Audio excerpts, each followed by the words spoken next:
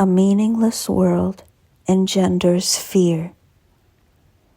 Today's idea is really another form of the preceding one, except that it is more specific to the emotion aroused. Actually, a meaningless world is impossible. Nothing without meaning exists. However, it does not follow that you will not think you perceive something that has no meaning. On the contrary, you will be particularly likely to think you do perceive it. Recognition of meaningless arouses intense anxiety in all the separated ones. It represents a situation in which God and the ego challenge each other as to whose meaning is to be written in the empty space that meaninglessness provides.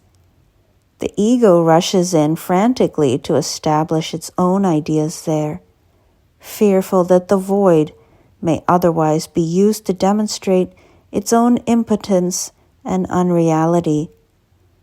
And on this alone it is correct. It is essential, therefore, that you learn to recognize the meaningless and accept it without fear. If you are fearful, it is certain that you will endow the world with attributes that it does not possess and crowd it with images that do not exist. To the ego, illusions are safety devices, as they must also be to you who equate yourself with the ego. The exercises for today, which should be done about 3 or 4 times for not more than a minute or so, at most each time, are to be practiced in a somewhat different way from the preceding ones. With eyes closed, repeat today's idea to yourself. Then open your eyes and look about you slowly, saying, "I am looking at a meaningless world." Repeat this statement to yourself as you look about. Then close your eyes and conclude with, "A meaningless world engenders fear because I think I am in competition with God." You may find it difficult to avoid resistance in one form or another to this concluding statement.